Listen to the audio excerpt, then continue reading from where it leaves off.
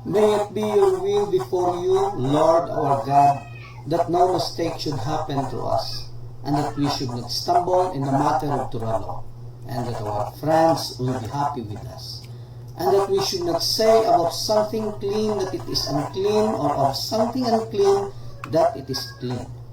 Nor should our friends stumble in the matter of Turalo, and we will be happy with them. For the Lord will give wisdom, from his mouth comes knowledge and understanding. Uncover our eyes, and we will see wonders from your Torah. Blessed are you, Lord our God, King of the universe. May the words of my mouth and meditation of my heart be acceptable before you, Lord, my rock and my Redeemer. Amen.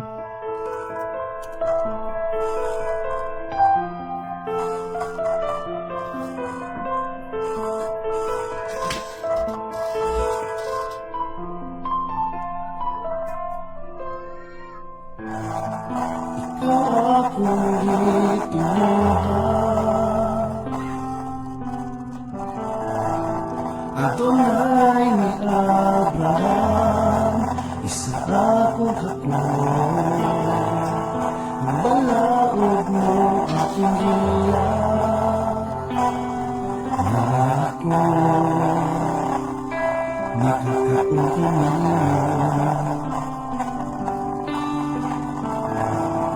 Ikaw akong ginitugma.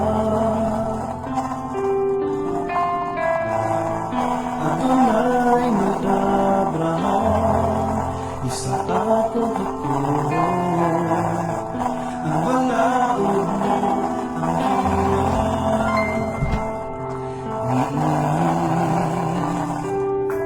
kinabuhi.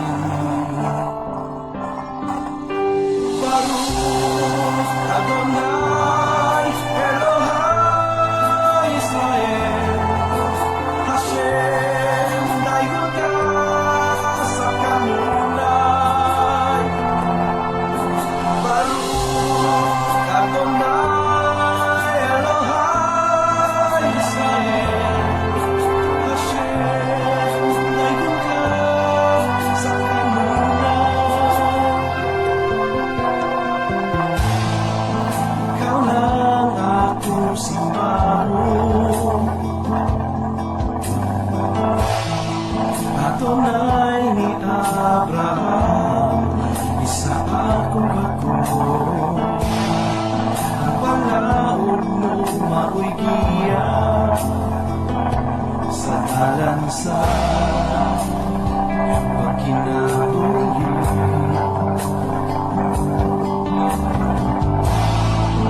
Ikaw lang akong yutuan, Adonai ni Abraham, isa akong hakot. Walay lain gawas kanunod mo, ikaw lang, ug ikaw Hashem. Baruch Adonai Elohai Israel, Hashem dayon ka sa kanunay.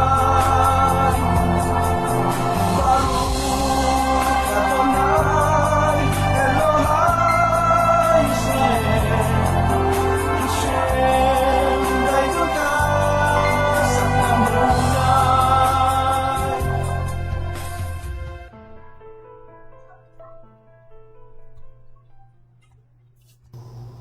May it be your will. Hello, good evening po, no? Okay, balik tayo po dun sa pag-aaral natin ng Torah, wherein balik po tayo doon sa Shemot. Dahil medyo ano na, namimiss ko na po yung Torah proper talaga po. Okay, so ito nga po, no, pinag-uusapan natin yung sa Shemot. Shemot meaning Exodus. So meron na po tayong mga na video na from Shemot 1 verse 1 at sa ngayon andito po tayo sa Shemot 1 verse 6 hanggang 8. So, alam naman natin no, na tayo hindi po basta-basta lang nagbabasa ng verse. So, inaano talaga natin no, kung anong ibig sabihin nito. Ganyan, kinukuha po talaga natin ang laman ng verse po.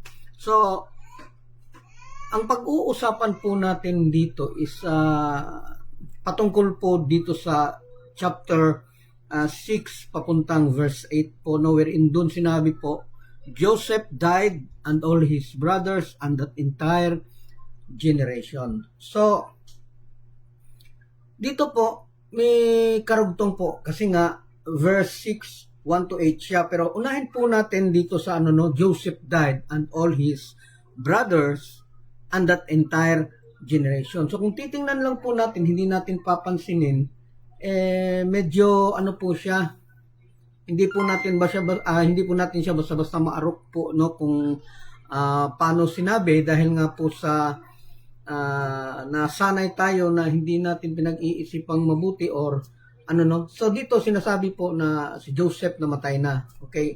For info po, no? Si Joseph was actually the first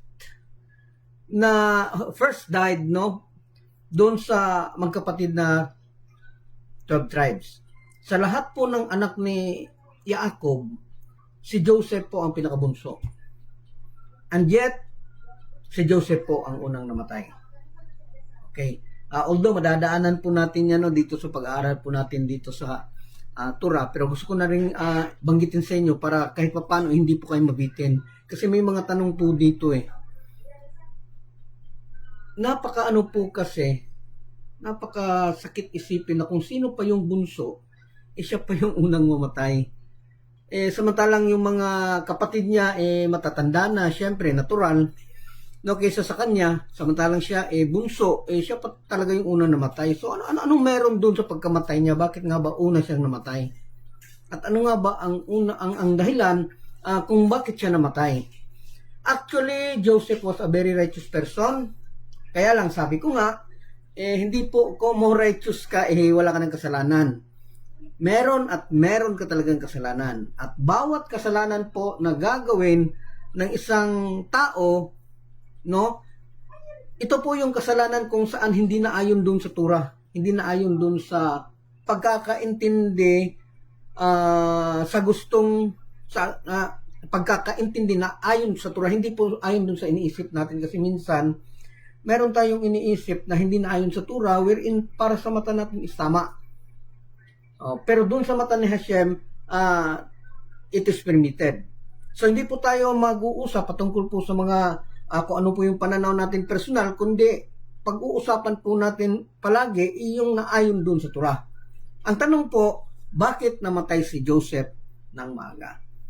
Okay. Yung pagkamatay niya po, hindi po yun basta-basta, kagaya po ni Job, na hindi siya basta-basta nagkasakit lang na walang dahilan. Job was very, very ill. No, nagkasakit si Job with the permission of Hashem. Kasi nga, pinayagan ni Hashem, ni God, na i-test ni Satan si Job dahil napaka-righteous ni Job. So, yung sakit niya is hindi po natural sickness. Gaya nga ng sabi ng mga rabbi, if there is sickness, dahil po yan doon sa hindi pagsunod sa Torah. Kasi ang Torah po is perfect. So, kung hindi ka susunod doon sa sinasabi sa Torah, magkakasakit ka. Kaya nga, sabi ng mga maraming sages na ang gamot sa sakit is actually ang Torah mismo. So, ito nga no, si Joseph, namatay siya, hindi yan siya namatay lang basa-basa sa katandaan, dahil nga siya yung pinaka-youngest, siya pa yung unang namatay. Then, namatay po siya because it is permitted by Hashem, of course. May permiso po ang Hashem. At yung permiso na yon is hindi lang basta permiso lang, kundi actually punishment for Joseph. Kasi may pagkakamali po siya, maraming beses na pagkakamali. At ang pagkakamali na ito is patungkol doon sa honoring parents. How he honor his parents.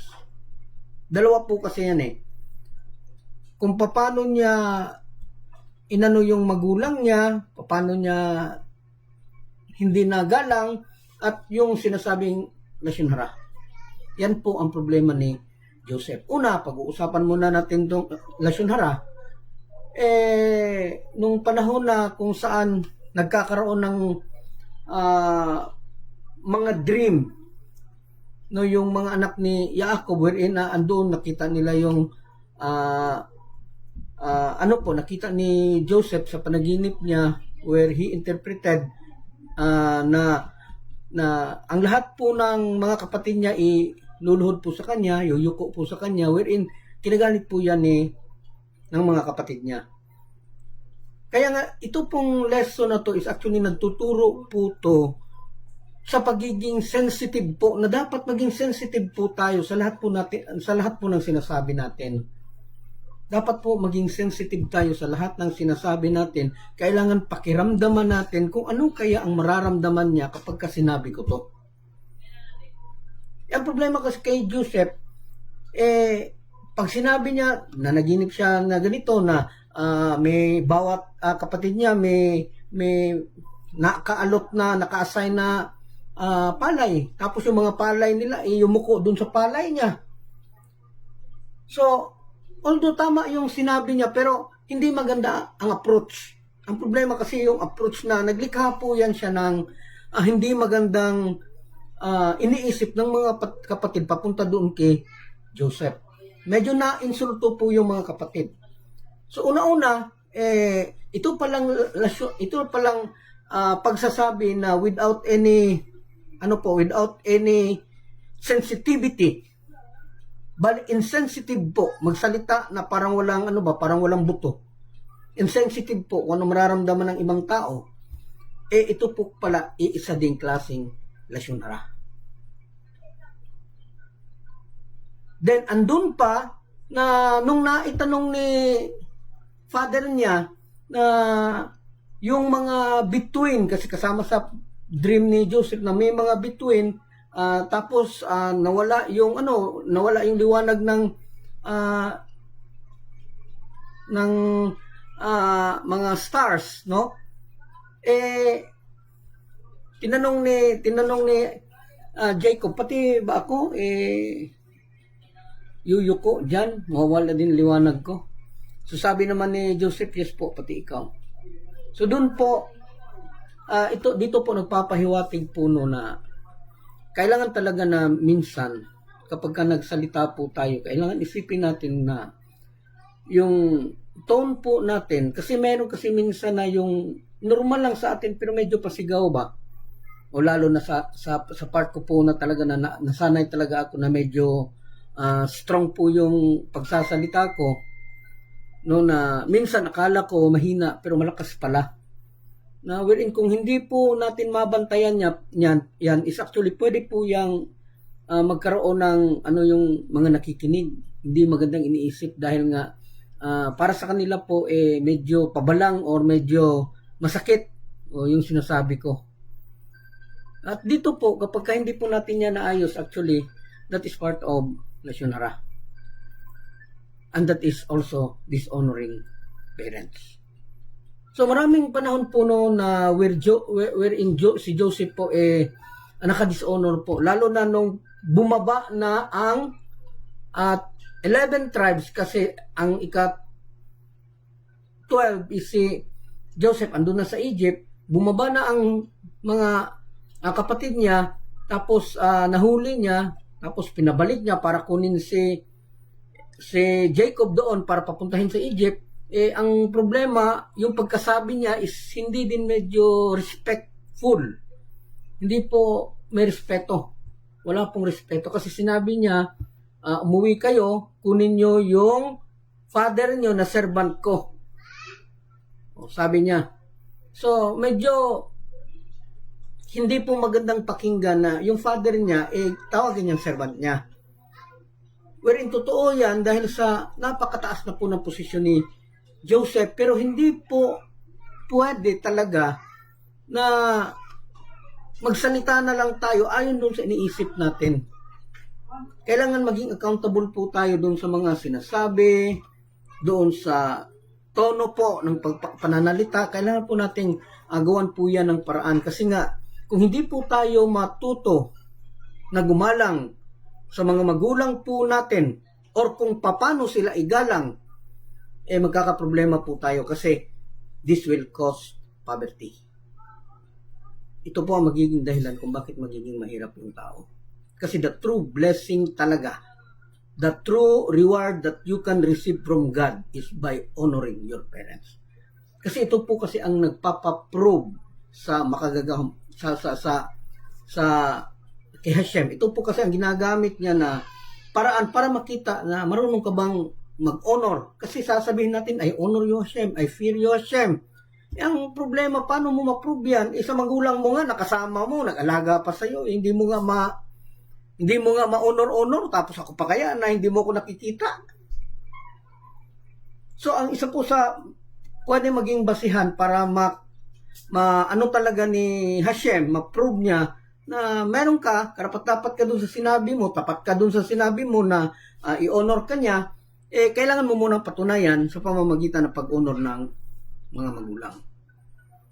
So, dahil po sa maraming napakamaraming dahilan, lalo na doon sa nung nakita ni Joseph yung mga kapatid niya na kumakain ng may dugo. Ayon kay Joseph, kumakain daw ng buhay na animal. Kasi naman itong magkakapatid 2 weeks doon nagpapakain ng mga kambing, mga karnero doon sa malayo. Yung dala po nilang provision, yung dala nilang pagkain, medyo nagkulang. So nung pauwi sila, hindi sila nakatiis kasi nga nasa daan pa lang sila, wala na. Matitreat na yung buhay nila kasi nga gutom na sila. So wala silang ginawa kundi kumain sila nung dala nila ng mga animals. Kasi marami silang mga dalang hayop para pakainin doon sa ibang lugar. So, ang problema lang, medyo nagmadali sila kasi nga gutom na talaga sila na pakiramdam nila mamamatay na sila dahil doon sa gutom. Kaya nung nakita sila, kasi itong si Jacob din at saka si Joseph, medyo nag-alala si Jacob na, matagal naman yun sila. Hindi pa nakauwi. Wala, sigurado ubos na yung provision nila. So, pinapuntahan ni Jacob kay Joseph yung mga kapatid niya. Nagkasalubong sila sa daan. Nataon naman na kumain yung mga kapatid niya doon sa dala nilang mga animals kasi nga di makaya, gutom na. Ang problema nung makita niya, habang kinakain ng mga kapatid niya yung mga dala nilang karnero, may dugo po dito. Ibig sabihin po, buhay. Buhay po yung kinain nila. So ngayon, itong si Joseph, dahil kasi kapag may talsik ng dugo po, yung dugo ibig po sabihin, buhay po yung animal na kinain. Yan po, ang isa po sa palatandaan. So nakita niya, nagkadugo-dugo dito, kamay nagkadugo-dugo habang kinakain nila. So nagsumbong ngayon si Joseph dun kay Jacob. Kasi nga, dahil nga sila noahide pa sa panahon na yon, sabi ni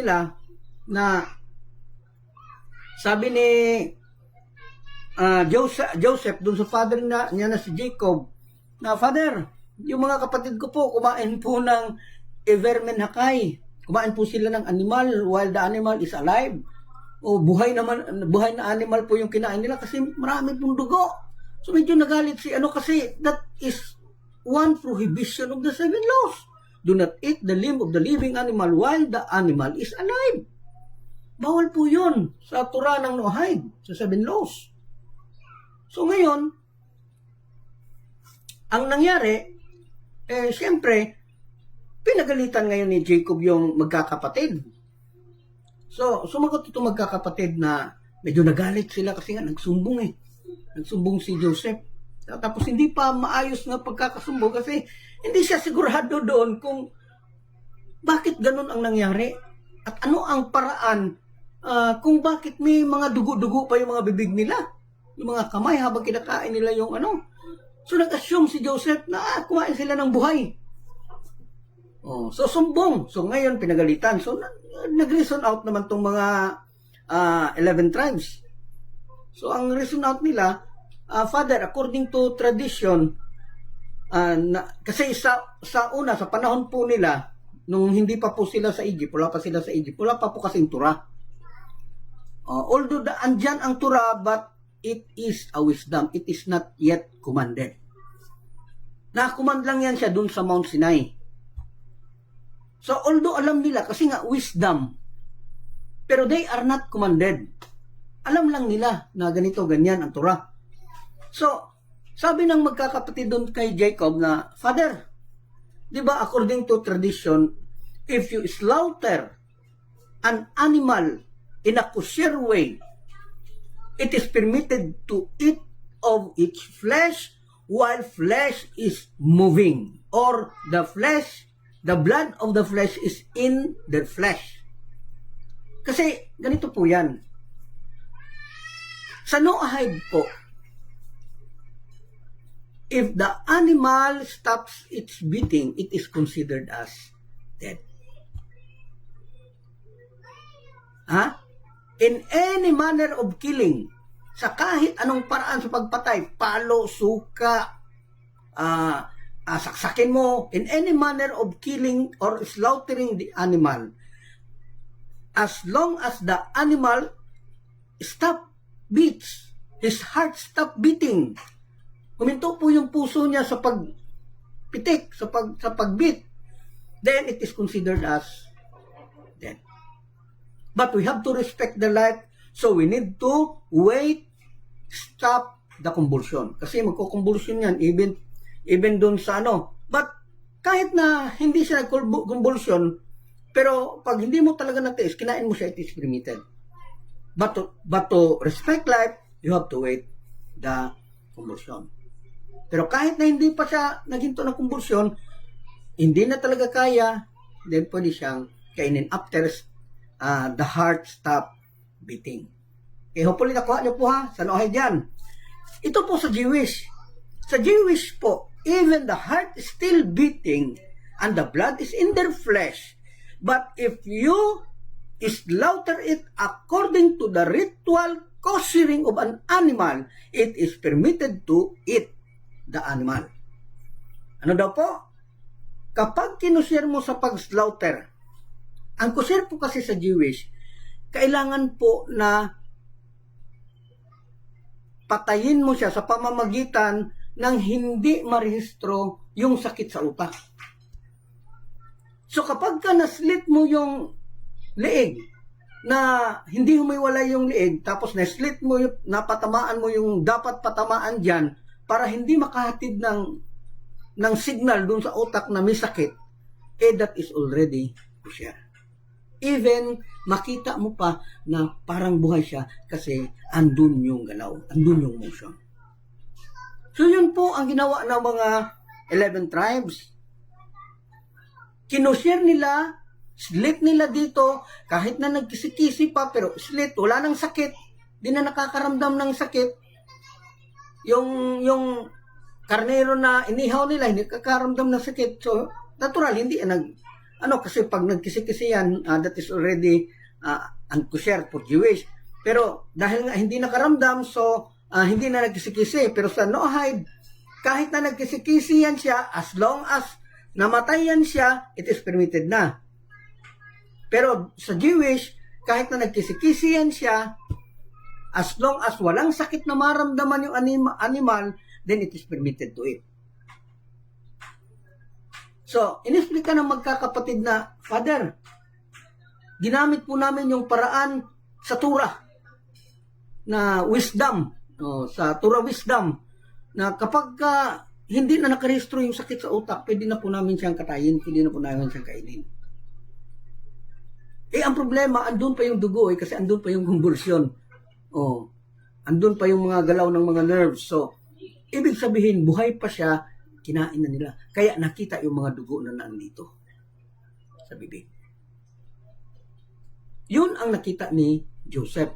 Pero the point na kosher yung pagkakaano nila, kasi ang requirement ng pag-kosher ng slaughtering is kailangan dumaan doon sa thorough check na wala bang butoy-butoy, wala bang hindi ba nagkakasakit yung animal. So isa po yan sa paraan.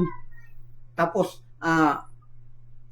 hindi magrehistro yung sakit sa utak. So although hindi kumpleto po yung kushering damit, dahil nga hindi pa siya utos. So partial po yung pagkukusher dun sa kasi sa actual kushering talaga kailangan mo isok ng asin, isok sa tubig para matanggal talaga yung dugo. Sa kanila wala na silang chance wala na silang time.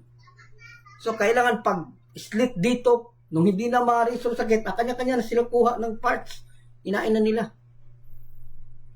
Kaya nakita ni Joseph, sumbong si Joseph, nagalit ang father, nagalit si Jacob. Pinagalitan, why you eat living animal while the animal is alive? Hindi. Sabi ng magkakapatid, according to wisdom, we slaughtered the animal according to Jewish law. Kasi hindi nag-restore yung sakit. Pero portion lang yun portion lang yung ginawa nila. Hindi talaga yung kabuuan na kushering.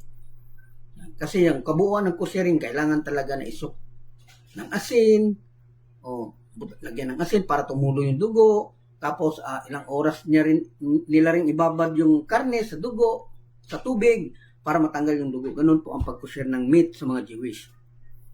Yung pagkakataon na yun, wala na silang chance. So as long as the pain, hindi po mapunta doon sa utak, wala. Kanya-kanya po silang kain. So, actually, Jacob considered it as okay. So, kung titingnan po natin mabuti, yung ginawa ni Joseph, medyo okay sana yon kung kahit pa paano nagtanong, ano ba nangyari? Bakit ganyan kinain nyo na may dugo pa? Yung kaso wala, nung makita niya, sumbong agad. So, medyo may malis po na konti, na medyo pagpapalakas. Kung paano ba natin sasabihin yan, na medyo hindi maganda sa tingin, which resulted dun po sa maagang pagkamatay ni Joseph. So, sa kanilang 12 po, siya po ang unang namatay.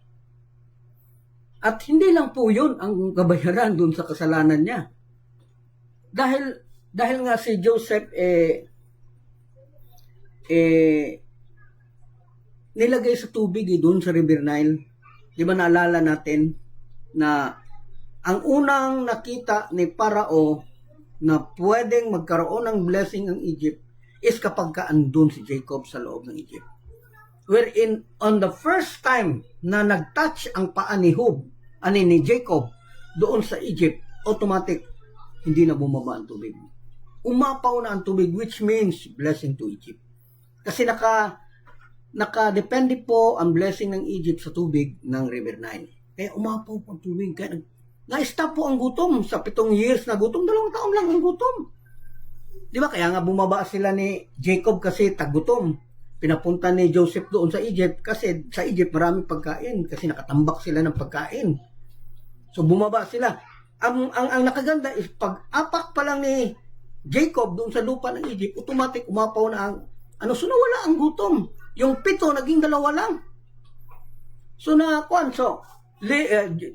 Jacob lived in Egypt 17 years.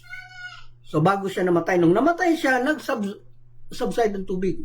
Nawala ang baha sa tubig. Ang problema, bumalik yung gutom. So, naisip ni Parao na kailangan ang katawan ni Jacob is ilagay sa tubig. Doon sa loob, sa ilalim ng River Nile. So, nung nilagay niya, umapaw ulit ang tubig. Nagkaroon ulit ng blessing. So, ang problema lang din, nakapromise kasi si Joseph kay Jacob na kailangang ilibing ang katawan ni Jacob doon sa Cave of Machpelah.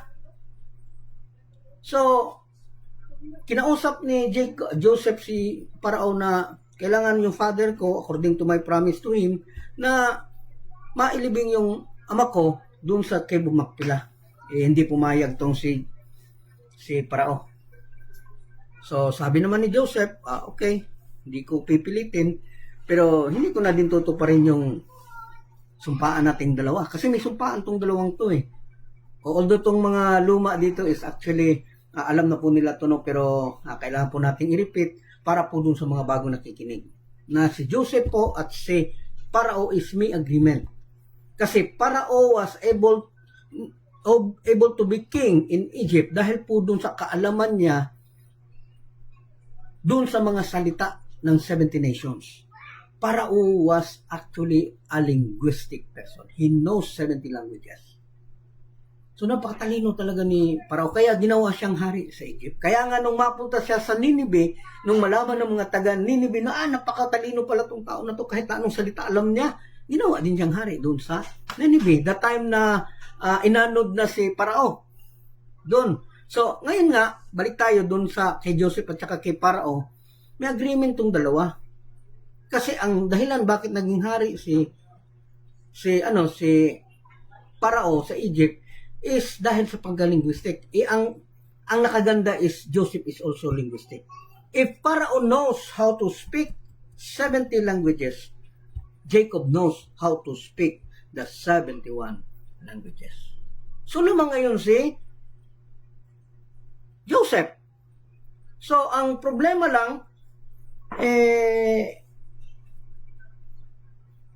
tinuruan, nagpaturo si Parao kay Joseph.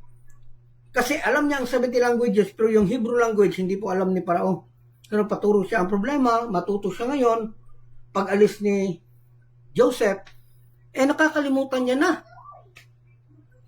So, hanggang hindi niya talaga makaya, so nag-surrender siya kan Joseph, so nagkaroon sila ng usapan na ganito na lang Joseph, huwag ka na lang maingay na hindi ako marunong sa salita nyo. Ganito na lang, gagawin na lang kitang second in my place. Lamang ka sa lahat ng tao dito. Ikaw ang pinakalamang sa lahat ng tao. Ang hindi mo lang malalamangan is ako. Sa ito pa, first si Parao na king, second king si Joseph. Pumayag naman itong si Joseph, natural. Na hindi na lang siya mag-iingay. Ay na lang saba. O kasi pag nalaman nila, sigurado ikaw yung maging hari. So, dahil nga doon, sabi ni Parao sa katawan ni Jacob na hindi pwede. Mawawala yung blessing natin dito sa sa Egypt kung ililibing mo si Jacob doon sa Cave of Macpelah.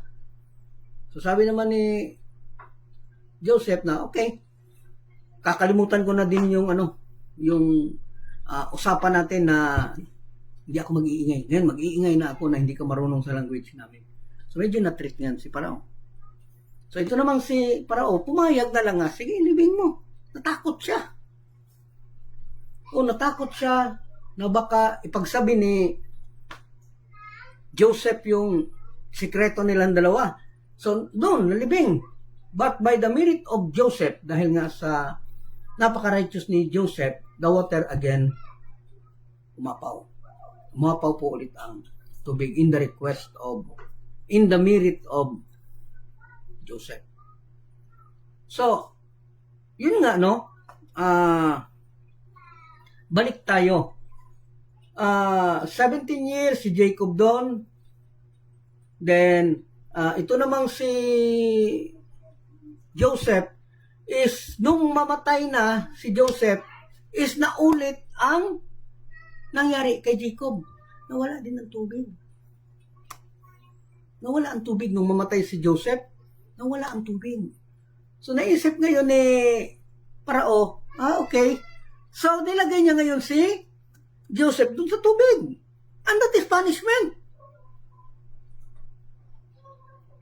That is punishment kasi hindi ka nalibing sa lupa para maging lupa, kundi nalibing ka dun sa tubig. Although magiging lupa yung katawan mo, but hindi po natural na paraan. So, nung palabas na sila Moshe doon sa Egypt, naalala nila kasi may promise din yung mga Israel. May promise na kapag lumabas na kayo sa Egypt, dalahin nyo naman yung katawan ko. Kasi wala talaga nakapetisyon kay Joseph na huwag ilibing sa tubig si Joseph. Sa panahon na si Jacob ang nalibing doon, mayroon nang nagpetisyon si Joseph. Kailangan ilibing siya because we have promised to Jacob na kailangan malibing siya doon sa libingan ng mga magulang doon sa Cave Macpelah kasama sila Adam. So nalibing. Pero noon sa panahon na si Joseph na ang namatay tapos nilagay sa tubig, hindi, walang nakapetisyon. So, nung panahon na aalis na ang Egypt, sa panahon ni Mose, 200 years nakalipas na, 210 years na ang nakalipas. Naalala nila na may pledge pala sila doon kay Joseph na kailangan isama nila pag-alis. So, kinuha ni Mose, hinanap, with the help of a child named Micah, who is a sorcerer, a witchcraft. Ito pong batang ito po yung tinulungan ni Mose nung napadaan sila doon sa mga pile ng bricks. Nasabi ni Mose, Hashem, medyo mabaho ditong lugar na to. Siyempre, ang mga bata kasi nung araw, hinahalo sa bricks. Kapag kayong magulang nila is hindi nakakompleto doon sa kuta. Hinahalo sa bricks. Kaya maraming patay. Kaya lang, among sa mga patay doon, may isang buhay. Kasi umuungol. Agay. So, ganun. Kunwari na lang ba, para maintindihan natin. So, narinig ni Mose yan ngayon. Sabi ni Mose na, Hashem, may isa. Sabi naman na, pabayaan mo yan sila. They are actually an irib-rab. Panggulo yan sila kung hindi yan sila namatay, panggulo yan sila. Sa paglabas ninyo sa Egypt, ang problema, hindi naniwala si Mose. Kinuha niya talaga si Micah. Itong si Micah, anak pala ng isang mystic, anak pala ng isang sorcerer.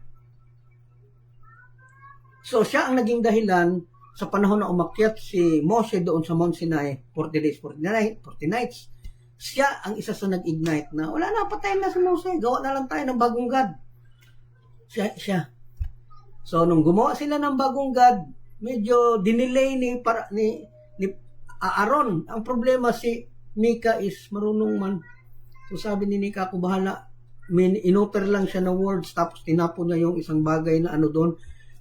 Yung ginto is naging baka kaagad.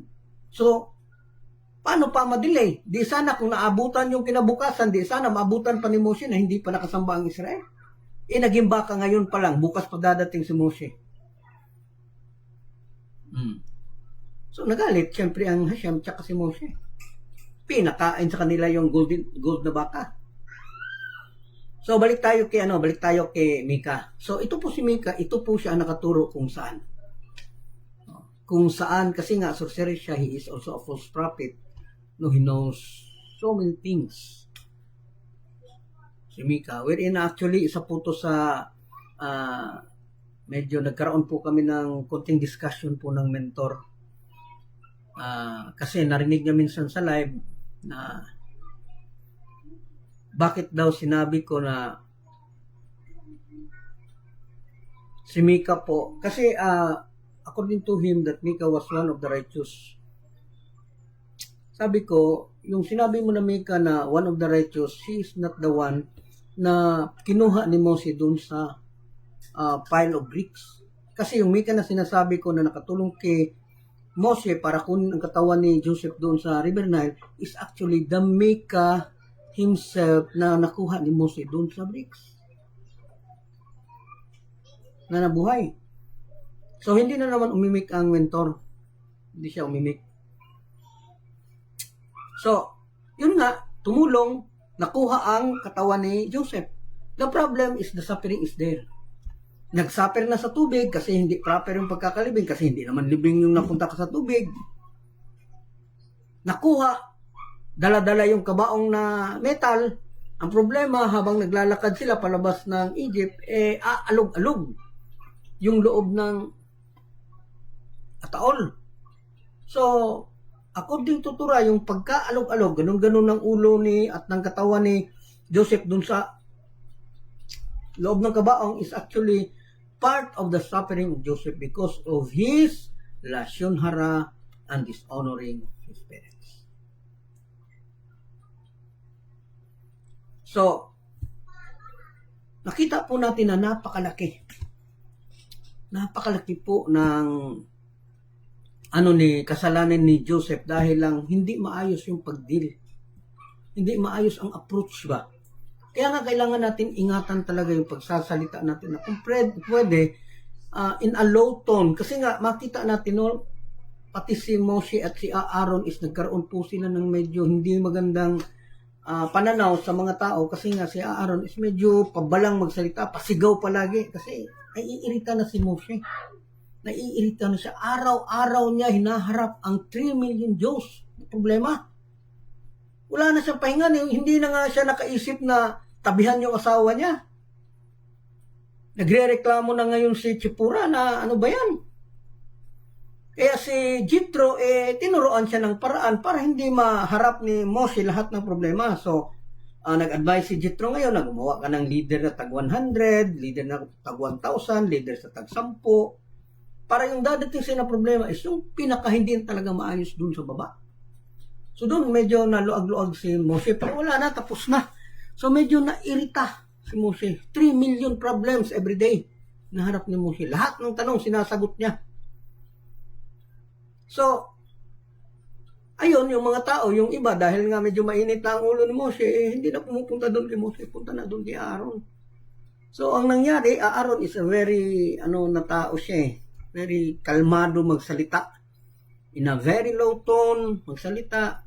Tapos, advice na napakagaling din magsalita. Kasi nga, magaling si Aaron maganon-ganon ba? Magaling siya mag-wave-wave sa sitwasyon.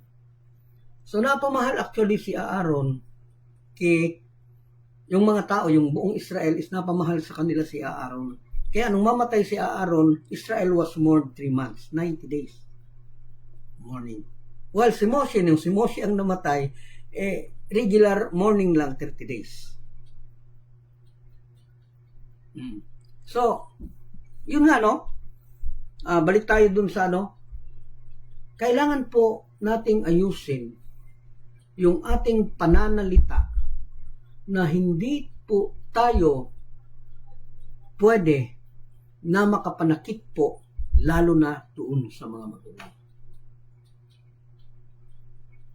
Kasi makita talaga natin yung this will cause poverty. Bakit hirap na hirap ang mga tao sa Israel nung araw, although they have all the monies, all the gold, all the rubies, all the sapphire, marami po sila, pero andun yung suffering palagi. Kasi dahil po dyan, they lack honoring parents. Lalo na nung makatawid na sila doon sa Sea of Reeds. Mula sa Egypt, tumawid na sila doon sa dagat. Doon, may nakita sila maraming kayamanan doon sa baybay. Nag-agawan. Sabi ng tatay, nak, ako hawak. Ay, pamulot lang sa'yo. Mamulot ka ng huwag kang huwag kang umasa sa mga pulot ko. So, nawala ng respeto yung mga anak doon sa mga magulang.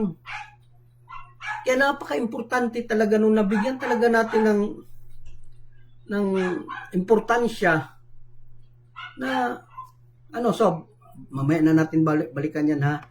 Dito muna tayo sa mga tanong kasi alam ko napakarami ng tanong na hindi ko talaga nakita dahil nga na tayo Okay, dito tayo simula. Good evening. Okay, good evening. Juanita Dublas. Okay, how are you, sister? Okay, watching. Amram, anong kisi-kisi aki yung kisi-kisi yung yung palag ba? Pumalag. Pumalag yung mga anak na sabi ng magulang na nak, ako hawak. Pumalag yung mga anak. Ay, hindi pwede. Pulot ka ng sarili mo doon. Mamulot ka ng sarili mo. So, yun. Kisi-kisi meaning pumalag. Okay?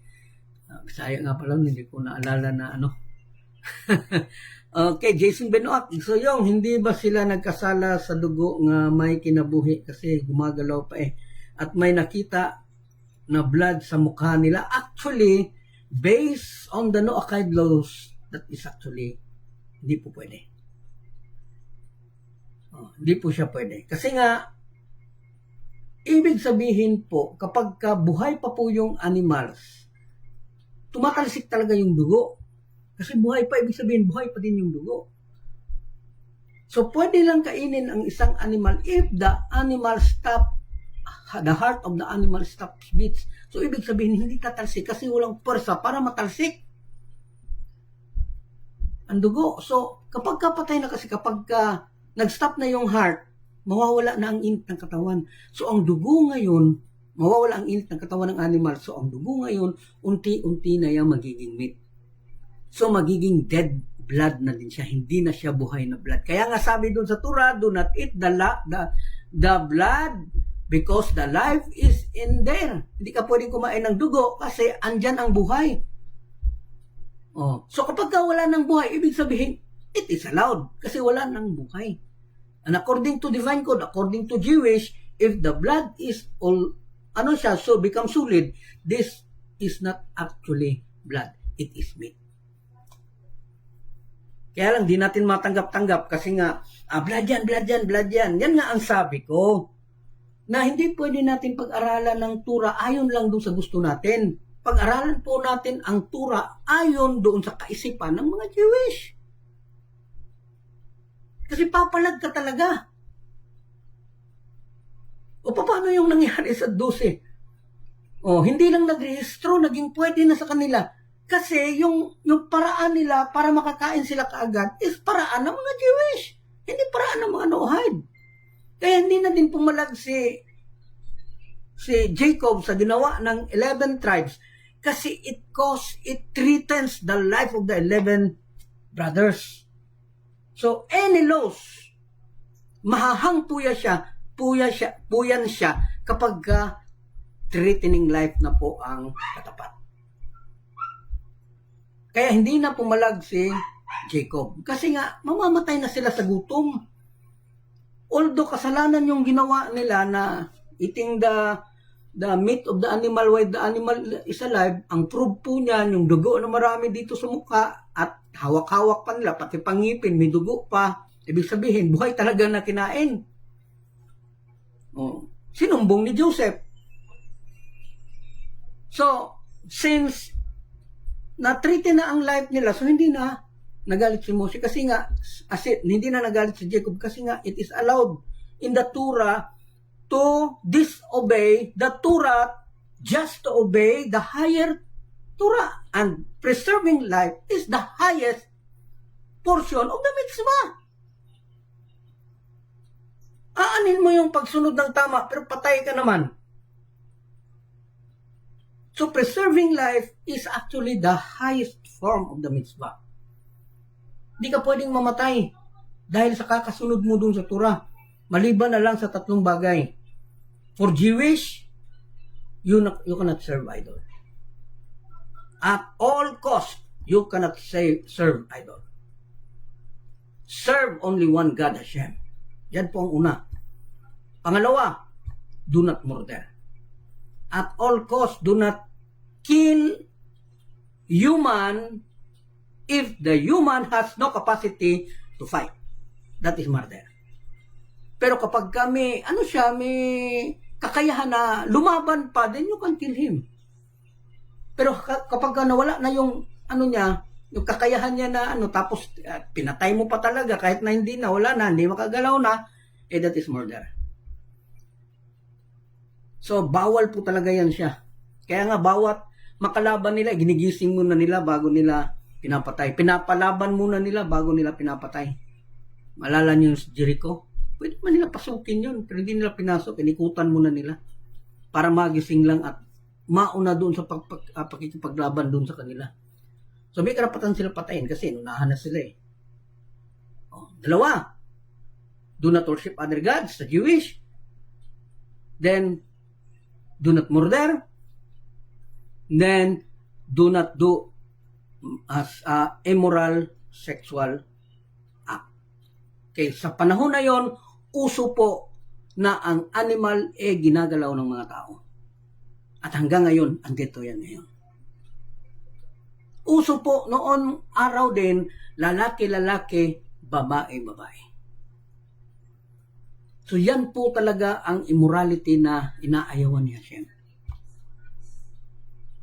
With regards to adultery, there's a lot of question about that. It depends upon the system how they got married, no? Kung paano sila nag-asawa, nag-asawa lang ba sila dahil sa engagement, tapos nagalaw ng ibang lalaki, nakauna pang galaw ng ibang lalaki, so ibig sabihin pwede pang maagaw.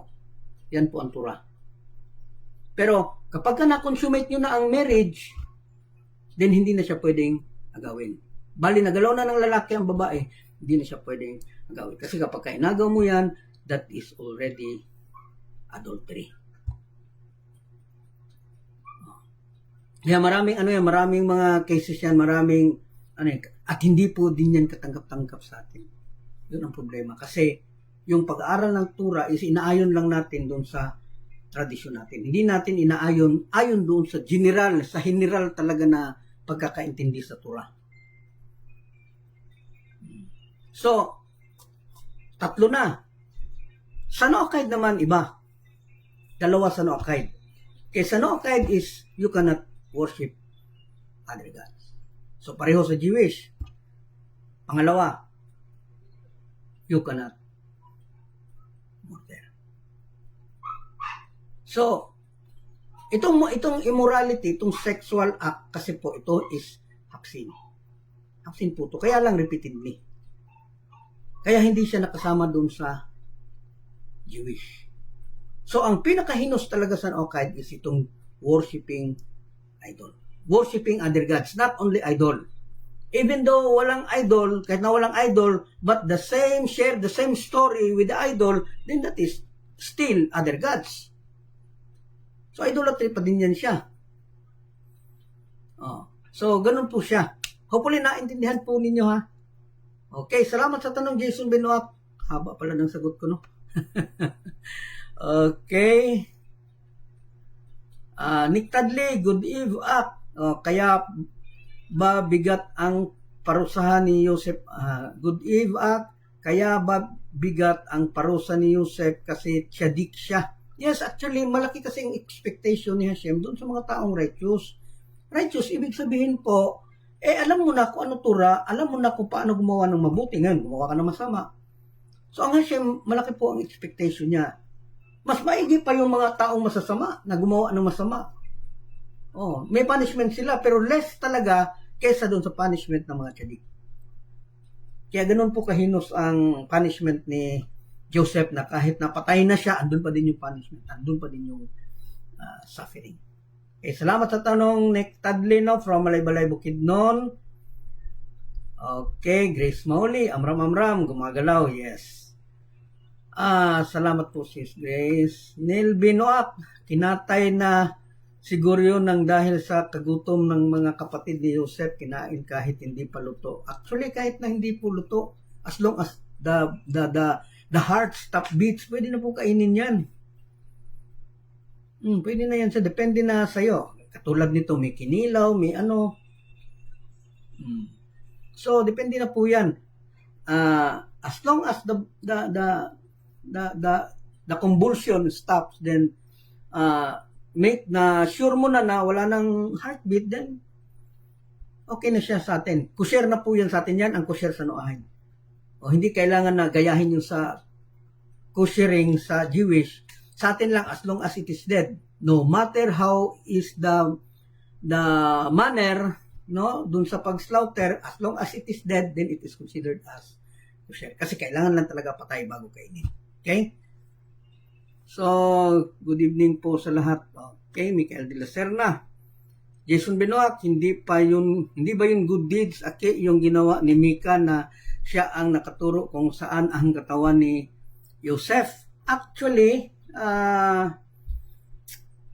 good deeds siya in the sense na maganda yung ginawa niya na tinuruan niya. Kasi siya lang talaga ang hindi pala si Mika. Sorry po, mali po ako. Hindi pala si Mika ang nagturo doon. Si Mika po ang gumawa ng golden cup para mapadali sa paggawa ni Aaron.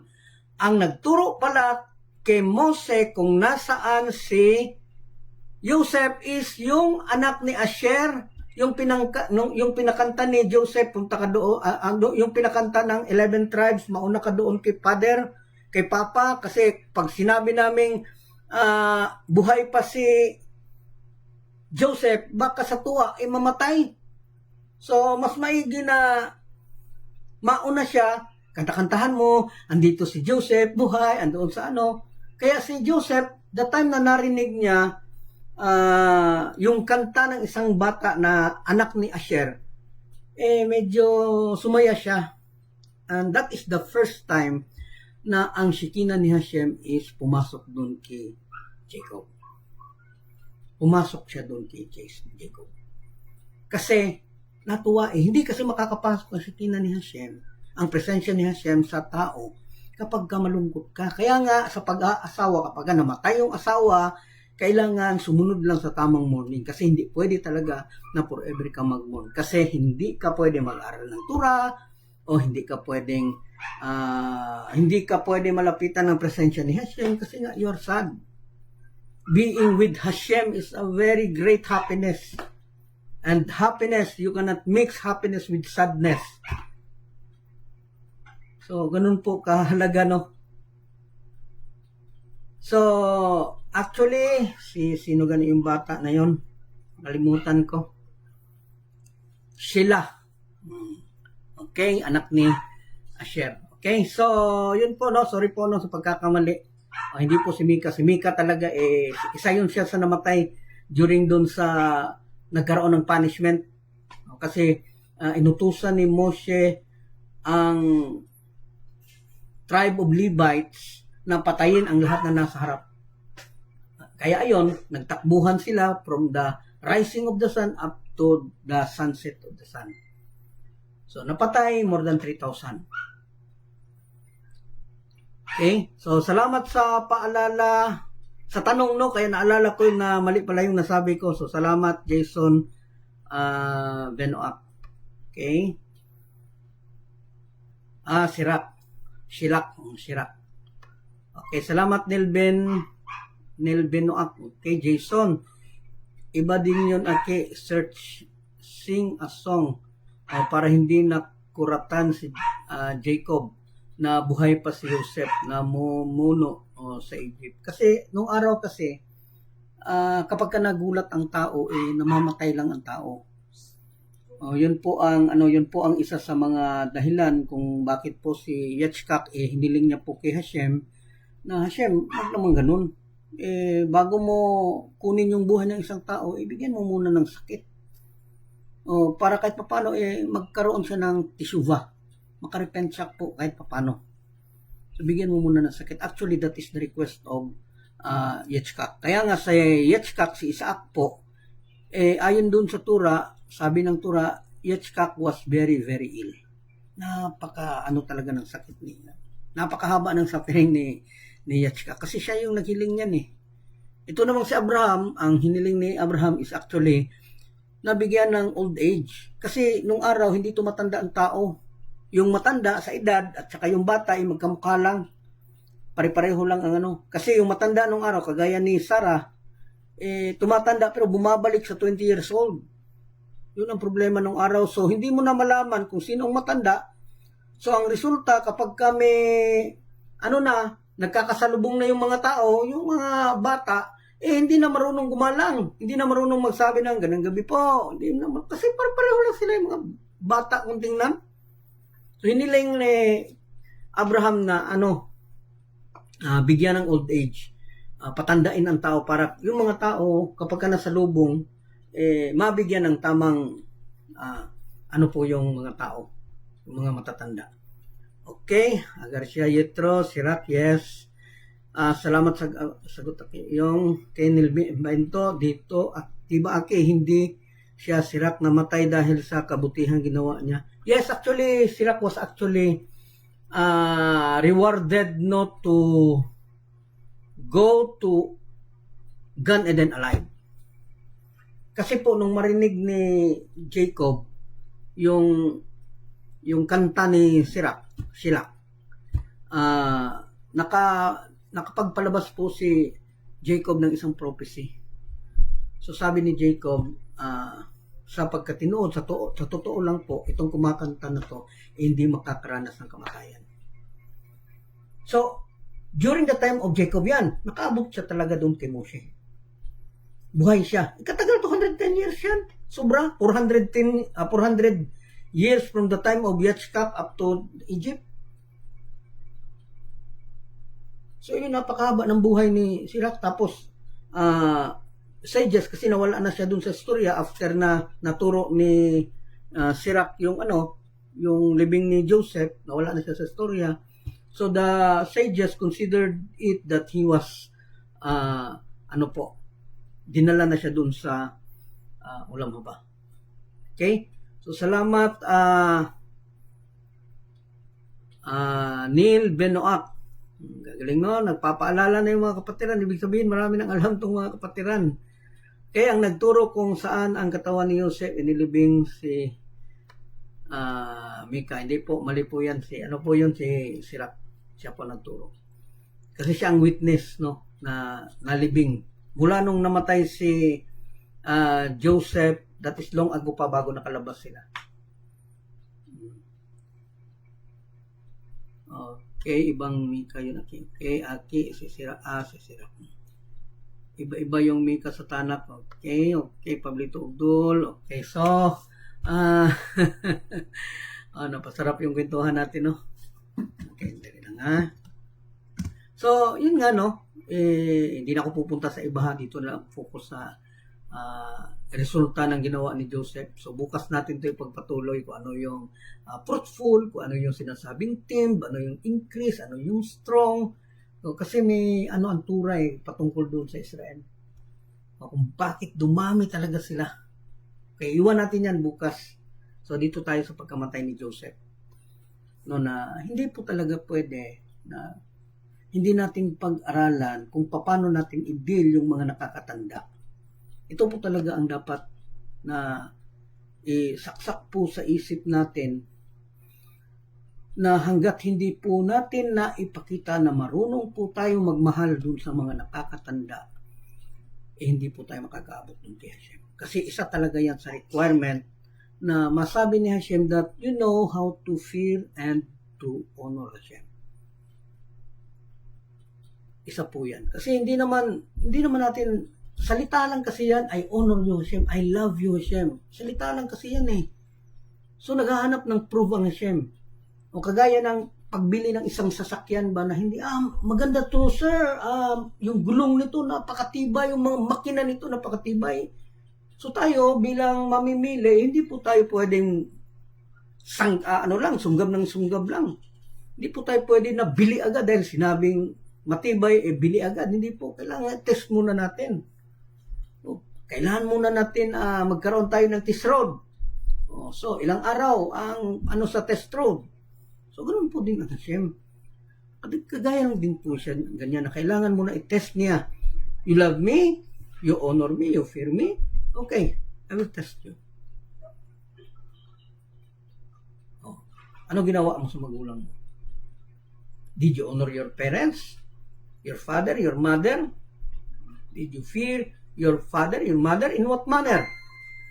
In what manner you honor your parents? So kung hindi mo nga ma-honor yung parents mo, how can you say that you can honor Hashem? Kaya kailangan talaga na kailangan talaga. Nung araw, isa din ako sa pasaway sa magulang ko eh. Medyo din ako, medyo pabalang din ako sumagot kasi nga nawalan ako ng bilib. Kasi nga hindi kami nakapag-aral ng maayos kasi nga nakapokus masyado sa lakad. Tapos yung pamilya napapabayaan. Kaya medyo galit kami sa father ko. Kaya lang ganun talaga. So, isang bagay po na ayoko pong maulit, no? Na kung aabot po tayo sa point na yan, hinto na lang ako dito. O na mabot talaga sa point na mapabayaan yung pamilya. Although, hindi ko na mapapabayaan kasi wala nang problema, tapos na sila. Pero kahit na paano, matuto po tayong pangalagaan yung mga nakakatanda. Ipakita po natin na kaya po natin magmahal dun sa mga nakakatanda.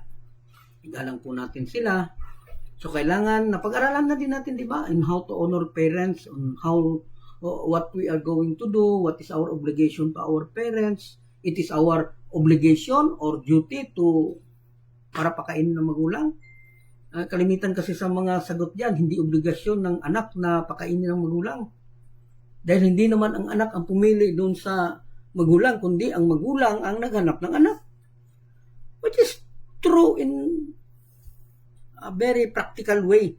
Pero hindi po ganyan ang tura eh.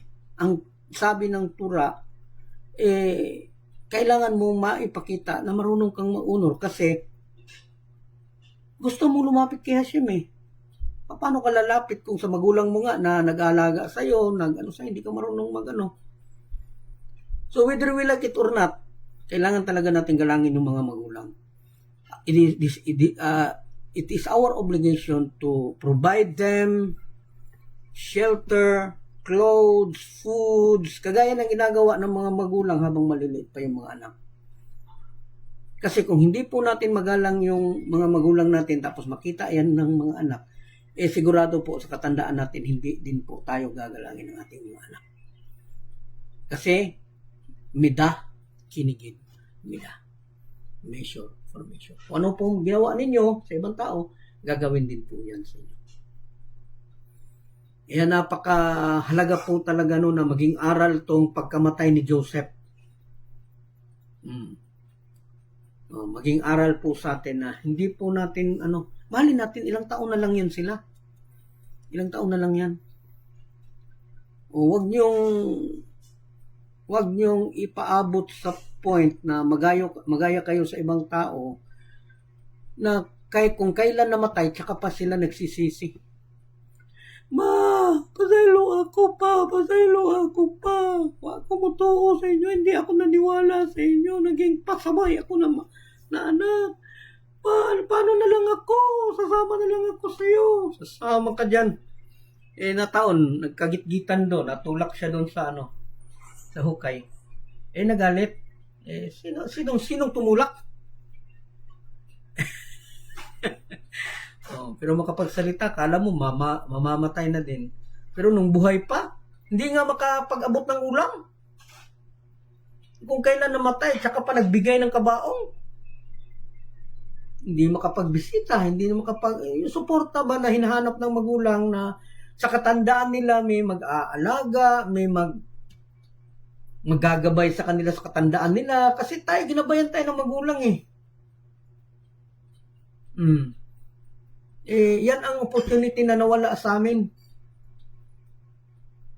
Kung kailan na pwede na kami makatulong, wala na din sila.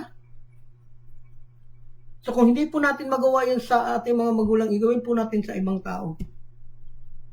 Kailangan po natin maging magalang doon sa ibang tao. Doon sa lalo na po doon sa mga nakakatanda. Huwag po nating hayaan na maging katulad na lang tayo ng ibang kultura na yung mga magulang nila tawagin na lang sa pangalan nila. Kita niyo yung mga Amerikano, yung mga mother-in-law nila tinatawag lang nila sa pangalan ng sinasabi na Beatrice, pero mother-in-law niya yan. Nasa tradisyon natin na kahit na son-in-law yan, kailangan tawag ka talaga mama. Kasi yun ang sinasabi nating honoring. Kapag pangalan lang, medyo nag-iiba yung natin, walang galang tong batang to. Sarap dagukan. Huwag po nating hayaan po na magkaroon po ng relasyon harap dahil sa pag-uugali po natin na hindi po natin inayos. Ayusin po natin. Hindi po kailangan na kunting buhay na lang. Kunting panahon na lang. Kung pagtitiis man ang tawag natin sa pag-aalaga natin doon sa mga magulang natin, then magtiis tayo kasi sila din po, mahabang panahon din po sila nagtiis. Kung hindi man nila tayo naalagaan nung maliit pa tayo, then maalagaan pa din natin sila kasi may nanonood yung mga anak natin. Yung mga apo natin nanonood yan. Kung paano mo inalagaan yung mga magulang mo, ganun din yung gagawin sa'yo. Ngayon kung sikaan mo lang yung mga magulang mo, sigawan mo lang, pagalitan mo lang, bastusin mo lang, hindi mo pakainin. Ganun din gagawin ng mga anak. Kasi yung mali, nagiging tama yan sa mata ng anak. Ikaw nga, nanay mo, ginanon mo. How can you expect me to respect you? Ikaw mismo walang respeto dun sa magulang mo. So babalik po lahat talaga yan sa atin. Maniwala po kayo. Kasi nga may kasabihan, measure for measure. Salamat po no doon sa mga continue po tayo, baka may mga tanong. Okay. Joshua Cortez bro, yung may napansin po ako sa aral ng Gan Eden. Okay, very good, very good. Gan Eden or Garden of Eden. Kasi sabi sa Genesis doon, ayan. Bro, yung may napansin po ako sa aral ng Gan Eden, Garden of Eden. Kasi sabi ng Genesis doon ginawa si Adam and Eve east of Euphrates. Pinalaya sila noong nagkasala. Tanong, kapag tayo namatay, doon tayo pupunta? After 1 year, hindi po. Hindi po tayo doon pupunta. Kasi that is a place where Adam, physical place mo. So, yung lugar na yan, ito pala sagot, bakit, nagtaka kasi ako, bakit nasabi ni Jigs na Mesopotamia, tabi ng Euphrates. Tawag po dyan is yung parang maraming tubig, pero lupa siya, maraming tubig. Actually, yan po yung location. Pero hindi maturo kung saan talaga ang Garden of Eden. Kasi ang buong lugar na yan is actually tinawag na Eden. Sa gitna, meron siyang garden. Kaya tinawag Garden of Eden. Yung garden, inawala. Tinago. Ngayon, ang tanong, kung pag namatay tayo, babalik ba tayo doon? Hindi po. Dito lang po din tayo. Itong buong mundo po ay magiging Garden of Eden po to sa kabuuan. Hindi lang. So, yung sitwasyon ni Adam is yun ang sitwasyon ng buong mundo. Hindi na particular na dun lang talaga. So, yung sitwasyon kung saan walang problema, aral na lang tayo ng aral ng Tura, the final occupation, our final occupation po is to study Tura. Our final food po is study Tura, hindi po pagkain. Yung pagkain na darating during ulam haba, during Mosyak time or ulam haba, that is actually for pleasure. That is only our reward. Okay, salamat Joshua Cortez, Jigs, which is a higher mitzvah. Honor your parents to honor and honor your wife. Okay? Bright, yun ako mga aki ba? Okay, so hopefully you enjoy the lesson tonight, no? Na makunan po natin ang aral po talaga. Na wala pong ibang magandang ihimplo po. Wala pong pwedeng maging isang gawing gabay po, no? Kundi ang maging magalang po sa mga magulang. Kasi yung longevity of life po natin is actually nakadepende po yan doon sa honoring parents. Yung longevity, yung haba ng buhay natin is nakadepende po yan doon sa magulang natin. Kung naging magalang tayo doon sa magulang natin, magkakaroon po tayo ng reward. I will give you reward, and the reward is longevity of life. Mahaba po yung buhay. Ngayon, kung marami kang nagawang maganda, mahaba yung buhay mo, ang magkakaroon ng punishment, isang anak. Doon ang problema. Kasi ang magulang, lalo na sa atin, gumagawa tayo ng mabuti, tapos hindi maganda yung pakikitungo natin sa mga magulang, so ang magsasuffer niyan is ang mga anak. Doon ang problema. Nick H. Tadley, grabe din pinagdaanan ni Joseph, nanatiling banal sa loob ng Egypt, but underwater po nawalan. Okay, Nilbina, yun na lang ko sa imo, aki, bisan duha-duha pa sa kuha. Okay, nagbibiruan na itong mga leader dito. Okay, Jigs Binoak, aki, tinatanong ko pa kung alin po ba ang mas higher mitzvah, ang honor your parents or honor your wife. Okay, actually, they are most equal. Kasi yung honoring parents is hindi po yan nawawala kahit mag-asawa ka na. Kaya lang, magiging priority mo yung asawa mo. Kasi siya yung Ito po tandaan natin talaga ha. Sa Tura, ang pamilya mo, kapag ka hindi ka pa nag-asawa, is yung nanay mo, yung kapatid mo. Pero kapag ka nag-asawa ka na, Ang pamilya mo ngayon is ang asawa mo at ang mga anak mo. So kapag ka nag-asawa ka na, ang isang anak ay kailangan humiwalay doon sa magulang. Kasi hindi na siya subject sa mga magulang kasi nga nag-asawa na. So kailangan humiwalay. Tapos, pero hindi po ibig sabihin na nawala po yung obligasyon natin doon sa mga magulang. Okay, ganito po ang rules sa Torah. Kapag ka lalaki ka, you are obligated to supply to your parents. Kailangan po, kapag ang lalaki ay nag-asawa, hindi po nawawala ang obligasyon dun sa magulang. Pero kapag ka babae po ang anak, mas priority dapat ang husband. Kasi siya na ang naging pamilya mo. Kung tutulong ka man sa magulang mo, kailangan with the permission of the husband. Kasi magugulo po ang buhay mo kapag ka nagbibigay ka dun sa magulang mo tapos hindi mo sinasabi dun sa asawa mo. Pero ang lalaki, obligado talaga dun sa magulang, whether gusto man ang asawa o hindi. Kasi ang lalaki yung naghahanap buhay eh. Lalaki yung hanap buhay. So, kailangan na mag-supply siya talaga dun sa parents. Yung babae naman, kung mahal niya yung magulang niya, magsusupply siya, pero kailangan kausapin niya yung magulang niya, yung asawa niya. Kasi hindi talaga pwede na magugulo yung buhay ninyo mag-asawa dahil lang sa honoring parents. Pero ang lalaki, obligado talaga. Whether you like it or not, asawa. Obligado ako dun sa parents ko. Pero ang asawa po is with the permission of the husband. Kaya piliin nyo yung asawa ninyo na mahal yung magulang ninyo. Huwag kayong mag-asawa na alam ninyo na swapang na, dalo pa. So, kailangan na tingnan niyo yung lalaki na malapit to sa mga matatanda. Ibig sabihin, may possibility mahal niya yung magulang niyo. Yung, makita mo naman yan sa tao na mapagmahal siya sa mga matatanda. Makita mo yan. Okay. Jason Benoit.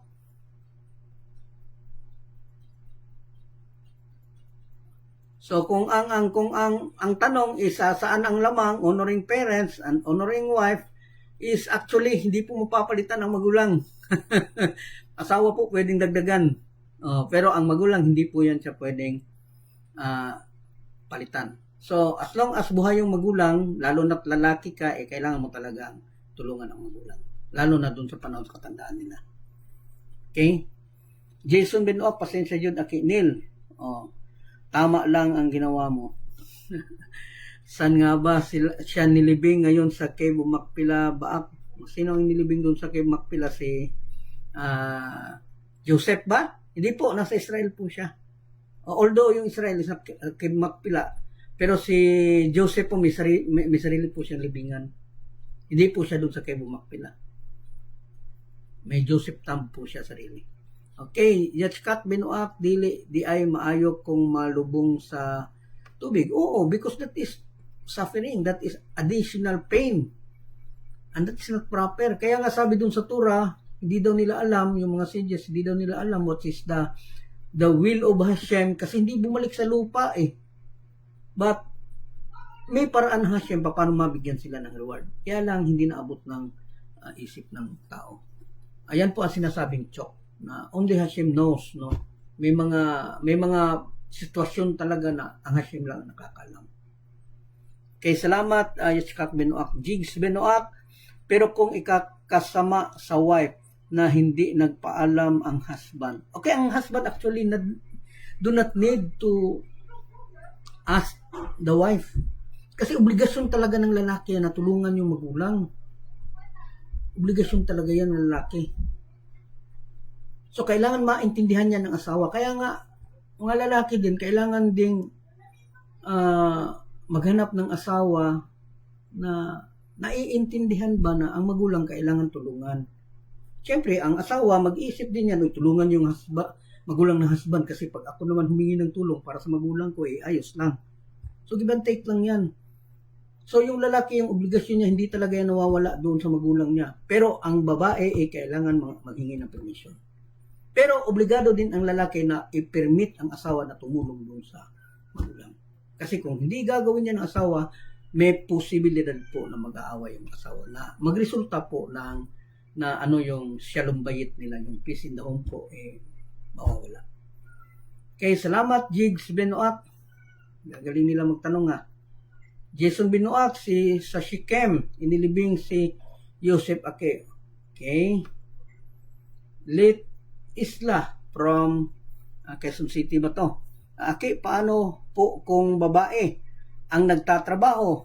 Then, kung nagsusupply ang babae, then free po siya. Alam nga, ikaw ay naghahanap buhay eh. Kaya binigyan ng pagkakataon ng lalaki na wag talaga maano yung obligasyon niya sa magulang. Kasi according to tradition, lumang nakasanayan natin na obligasyon ng lalaki na buhayin ng asawa. Tapos yung tradition pa natin nung araw ng asawa sa bahay lang. So, ang lalaki hindi nawawala yung obligasyon. Ay yung babae, andun din ang obligasyon, kaya lang kailangan magpaalam. Pero kung may sariling hanap buhay ang babae, then she has all the right to help their parents. Kasi naghahanap buhay siya. Hindi lang para sa pamilya, kundi para din sa magulang niya. Ganun po yun. Okay? Joshua Cortez, Jigs Benoat, Mesopotamia po sa mistake. Understood po yan, brother.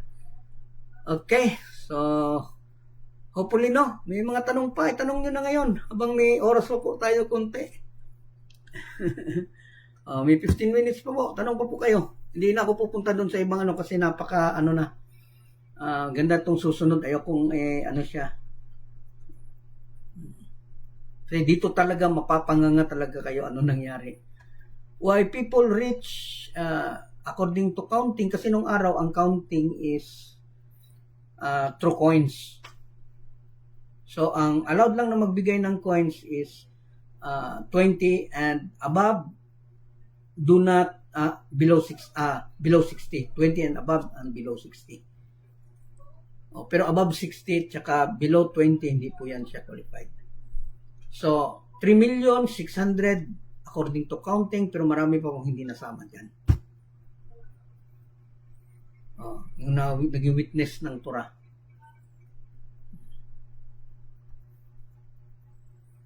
So, paano ba ang babae pag nagtrabaho? Yun, no? So, pag nagtrabaho, ibig sabihin, may kapasidad siya magbigay dun sa magulang. So, you have all the rights na tulungan yung magulang. Kasi pareho kayo nagtatrabaho eh. Okay, hindi katulad nung araw na babae, bahay lang talaga. Lalo na sa panahon nila Moshe na ang babae, taong bahay lang talaga. Taong bahay lang sila tapos. Ayun, kita naman natin, pinamimigay lang, ginagawang regalo lang, ginagawang anila lang. Hindi katulad ngayon na equal right na kung anong kaya ng lalaki, kaya din ng babae. So, therefore, may kakayahan siya na tumulong sa magulang. Jigs Benoat, nung namatay si Joseph Ake, nagmo-morning po ba ang mga kapatid niya na alam naman po natin na may jealousy po sila kay Joseph? Actually, nagkapatawaran na po sila. The time na umabot po sila doon sa Egypt, nagkalimutan na po sila doon sa mga kasalanan nila. Ganun kasi po talaga dapat, huwag po magtanim ng galit. So ang Israel po noon sa panahon na nakita na nila na buhay si Joseph, actually kahit na ganun yung nangyari sa kanila, pero malaki ang effort na ginawa ng 11 para hanapin si Joseph. Yun nga ang dahilan na medyo natagalan sila, pumasok sila sa Egypt, na nagkahiwalay-hiwalay sila kasi nagtataka yung mga tao, bakit marami kayo? So hiwa-hiwalay sila with the mission na hanapin si Joseph sa loob ng Egypt. Kasi naalala nila na yung nakabili is papunta ng Egypt. So they are hoping na buhay si matutuwa sila. So ibig sabihin na kung meron mang kasalanan yung 11 kay Joseph, actually Joseph inakaganti na din si Joseph. Naalala ninyo yung pinaiwan si Simeon? Pinaalis yung 10, iniwan si Simeon, tapos inutusan ni Joseph yung anak niya na si Manasih na suntukin mo nga tong taong to. Sinuntok ngayon Manasih Simeon. Doon naalala ni Simeon, hindi to normal na suntok to ng isang Israeli. So doon natuwa si kasi nakilala niya si Joseph, nagkaroon siya ng hint na Israel to kasi dahil doon sa suntok, kasi malakas talaga sumuntok si Manase. Okay. Nakaganti na siya, pero nagkapatawaran nga sila. Nag-iyakan. So hindi po yan sila katulad natin na kapag sinabi natin napatawad na kita, hindi mo nakakalimutan. O sila po nung araw kinakalimutan po nila. Kung ano diferensya nila, kinakalimutan po nila. Sa atin ngayon, sige, patawad na kita, pero andun pa rin, ba't ay nandiyon ka? Pag ako yari ka sa akin. Andun pa din yung inisip natin na makaganti. Okay? Nick Tadle, bata pa si Joseph, malayo na sa pamilya. Kawawa, no? Kawawa. Jigs Benoit, si Simeon ba yun o si Benjamin? Hindi po pwedeng iwan kasi si Benjamin pinapakuha po. Andun kasi sa si Benjamin Andun kasi sa kay Jacob, hindi pinasama si Benjamin kasi si Benjamin love na love ni Jacob kasi bunsong anak yan. Magkapatid yan silang dalawa ni Joseph. Sa kay Raquel. Kasi si Jacob, 4 ang asawa. Si Raquel, si Leah, si Silpha at si yung isa. Tapos itong si Silpha at si yung isa is actually half sister yan ni Raquel at ni Leah. Leah at ni Raquel, half sister yan nila. Kasi si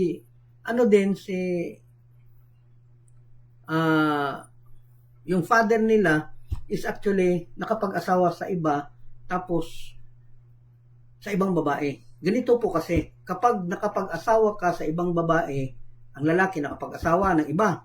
Yung anak po, Bilha, yes, thank you Grace Maul. Okay, si Bilha, Silpha at si Bilha. Itong Silpha at si Bilha, actually magkapatid yan sila. Si Leah at si Raquel magkapatid. Pero, itong dalawa, Leah at si Raquel at si Bilha at saka si Silpha is magkapatid half sister sa ama. So ganito po kasi, ang totoo pong magkapatid is ang kapatid sa ina. Kahit dugo ng ina ang nasa anak. So ang magkapatid talaga kahit sa atin is doon sa ina. Kasi at that time they are no akay. So yung kapatid sa ama is half sister mo yan. Actually, in early times, pwedeng asawahin po ang half sister. Pwede yan siyang asawahin. Hindi yan siya insist. Kasi nga, ang kapatid mo is yung kapatid sa nanay mo, regardless kung sino ang father. Basta anak ng nanay mo, kapatid mo yan. Hindi kailangan hanapin sino ang father. Basta pareho kayo ng nanay, magkapatid kayo talaga sa totoo. Sa physical, sa biological. May self-control din si Joseph, hindi siya natukso. Simeon ang sinuntok ni Ephraim. Actually, hindi po si Ephraim nang suntok, si Manase po. Si Manase, pinasuntok ni Joseph si Simeon kay Manase. So, naalala ni, hindi to normal na suntok-suntok to ng isang Israeli. Bikal de la Serna, kayong wala bang magmamana sa mga anak ni Joseph sa kanyang karunungan? Hindi naman po ganun ka, si Joseph. Hindi ganun katalino. Although, kasi most of the people at that time, especially Israel, knows how to speak 70 languages. Alam po nila magsalita ng 70 languages because 70 languages was present even the time of Tower of Babel. Present po yan. Dialect po yan ng iba't ibang mga tao. Andyan po. Kaya lang may common language sila, yung Hebrew. Pagdating doon sa Tower of Babel, yun ang kinuha, yung common language. Kaya di sila magkaintindihan. Paano magkakaintindihan ng Inchik at ang Hapon? Yung English, kinuha. Di nag-away-away. Tayong mga Inchik, dito tayo. Luto tayo lugaw. Ikaw naman Hapon, kami dito kami. Kain kami sushi.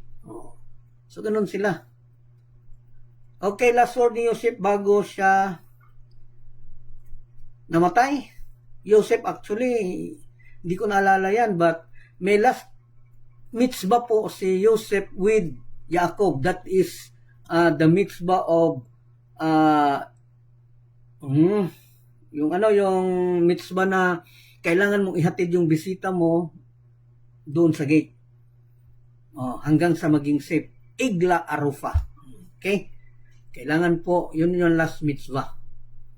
Na natanggap ni Joseph, na wherein sinabi ni Joseph doon sa mga kapatid niya, isa sa palatandaan ng father ko last na naituro ng father ko sa akin is ang batas ng Igla Arufa. And that is allowed for the Gentile. Kasi at that time, they are Noahide.